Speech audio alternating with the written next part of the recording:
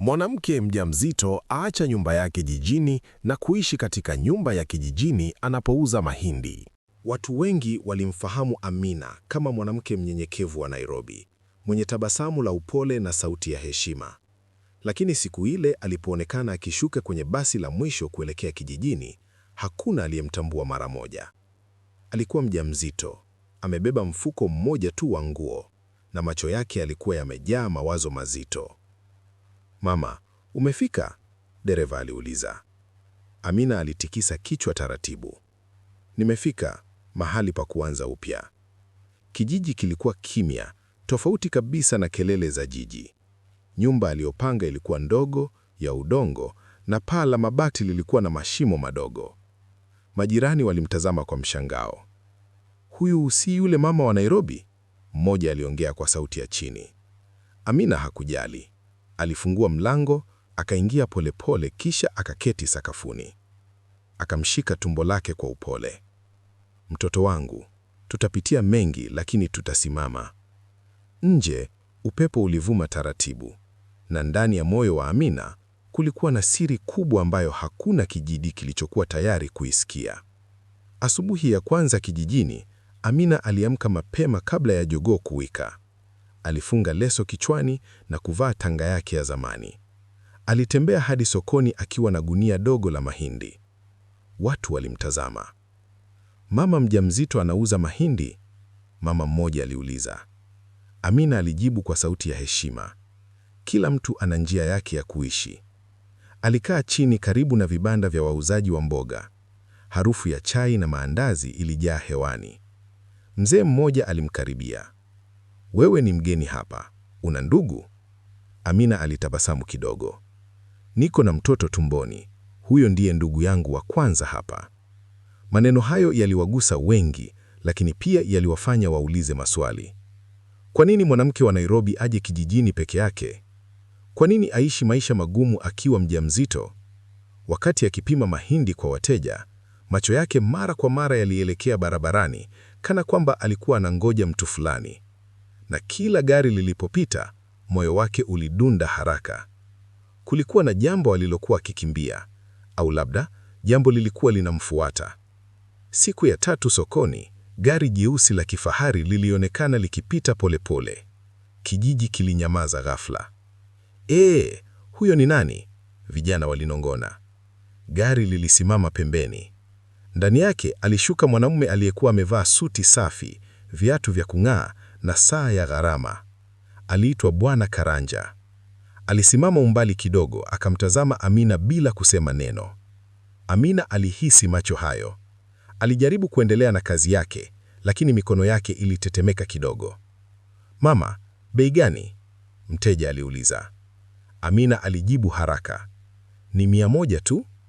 Bwana Karanja hakununua. Alikuwa tu anaangalia.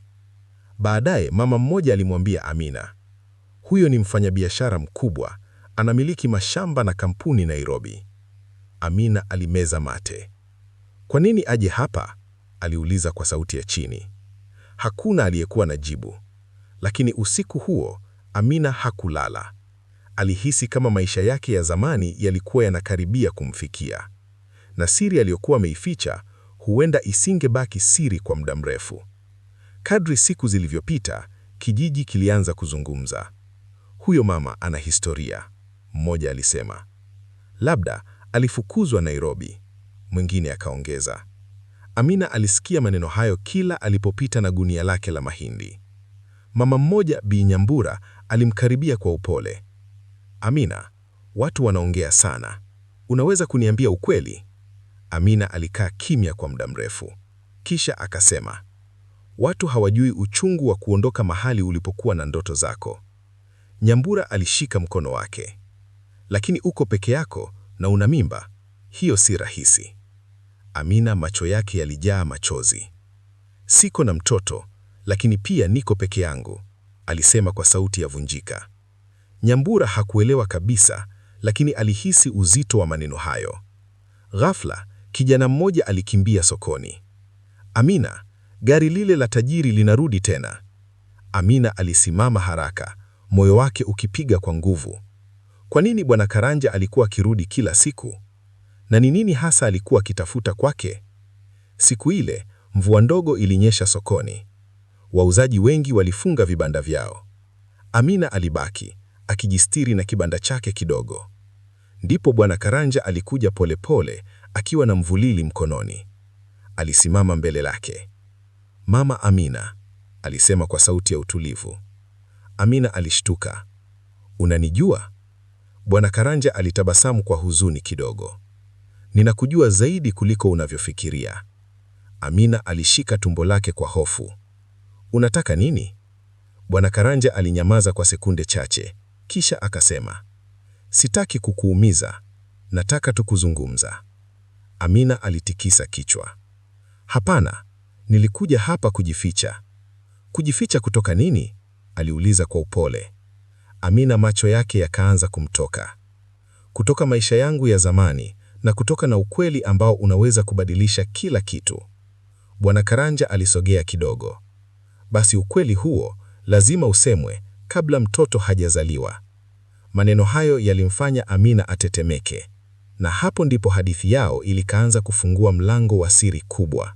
Baada ya mazungumzo yale ya sokoni, Amina alirudi nyumbani akiwa na mawazo mazito kuliko gunia la mahindi. Usiku huo, mvua ilinyesha juu ya paa lake la mabati. Alijifunika shuka, lakini moyo wake haukupata joto. Kesho yake, Bi Nyambura alikuja mapema. "Amina, yule mwanamume aliongea nini?" aliuliza kwa wasiwasi. Amina alishusha pumzi ndefu. "Anajua jina langu. Anajua zaidi ya ninavyotaka." Nyambura aliketi karibu. "Huwezi kuendelea kukimbia milele." Amina alitikisa kichwa. "Nilitoroka Nairobi kwa sababu nilikuwa naogopa. Nilikuwa naogopa mtu mmoja na ukweli mmoja." Nyambura alishika mkono wake. "Ni ukweli gani?" Amina alifungua mdomo kusema, lakini akasimama ghafla. Nje, gari jeusi lilikuwa limesimama tena. Safari hii hakukuwa na umbali. Bwana Karanja alikuwa ameshuka na alikuwa akija moja kwa moja hadi nyumba yake. Amina alisimama kwa hofu. "Hapana, si hapa." Nyambura alimtazama. "Huyo mtu si wa kawaida. Amina, unaishi ndani ya siri kubwa sana." Bwana Karanja alipogonga mlango, Amina alihisi kama dunia ilisimama. Nyambura alifungua. "Karibu mheshimiwa." Bwana Karanja aliingia taratibu, macho yake yakimwangalia Amina kwa huruma. "Amina, bado unajaribu kubeba kila kitu peke yako." Amina alijibu kwa ukali mdogo. "Nilikuja hapa kuanza upya. Tafadhali niache." Bwana Karanja alitoa bahasha kutoka kwenye koti lake. "Hii ilitakiwa kufika kwako miezi mingi iliyopita." Amina aliichukua kwa mikono inayotetemeka. Ndani kulikuwa na barua na picha ya zamani. Alipoiona picha hiyo, machozi yalimtoka. Ilikuwa picha yake akiwa Nairobi, akiwa na mwanamume mwingine, kijana mwenye tabasamu la ndoto. Nyambura alishangaa. "Huyo ni nani?" Amina alizungumza kwa sauti ya chini sana. "Ni mtu niliyempenda, lakini niliachwa bila maelezo." Bwana Karanja alisema kwa uchungu. "Hakukuacha kwa hiari yake." Amina alinyanyua macho haraka.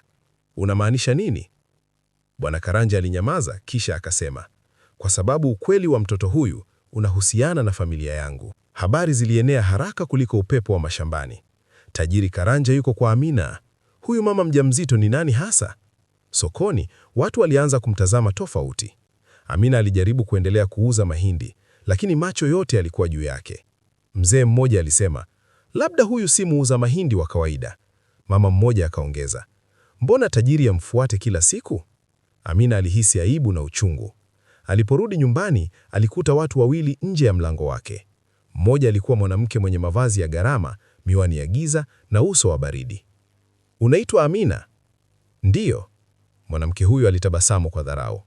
"Mimi ni Bi Wanjiku Karanja." Amina alishtuka. "Mke wake?" Wanjiku alisogea karibu. "Nilikuja kukuambia jambo moja. Usifikirie unaweza kuingia kwenye maisha ya familia yangu kupitia mimba hiyo." Amina machozi yakamjaa. "Sikutaka kuingia popote." Wanjiku alijibu kwa ukali. "Basi sema ukweli. Mtoto huyu ni wa nani?" Swali hilo lilichoma moyo wa Amina kama moto, na sasa hakukuwa na mahali pa kujificha tena. Usiku huo, Amina alilia kimya kimya. Nyambura alikaa naye. "Amina, umefika mwisho wa kukimbia." Amina alitikisa kichwa. "Nilimpenda mtu Nairobi, jina lake alikuwa Daniel." Nyambura alisikiliza kwa makini. "Tulikuwa na ndoto, aliahidi atanioa." Machozi yakamtoka. "Lakini siku moja alitoweka. Simu yake haikupatikana, familia yake haikunijibu. Nyambura aliuliza, na mtoto? Amina alishika mtombo wake, ni wa Daniel. Ghafla mlango ukagongwa tena. Safari hii wote walikuwepo, Bwana Karanja, Bi Wanjiku na hata wazee wa kijiji. Bwana Karanja alisema kwa sauti nzito, Amina, Daniel alikuwa mwanangu. Amina alistuka kama radi. Daniel ni mwanao? Wanjiku aligeuka kwa hasira. Usithubutu. Bwana Karanja aliendelea, mwanangu alifariki kwenye ajali miezi 7 iliyopita. Amina alilia kwa uchungu. Hapana, hapana. Bwana Karanja alishusha kichwa. Na mtoto mtumboni mwako ndiye kumbukumbu yake ya mwisho duniani. Kimya kizito kilitawala, na hapo ndipo kila mmoja alielewa kwa nini Amina alikimbia. Siku chache baadaye, kijiji kilikuwa kimya. Wanjiku hakusema tena maneno makali.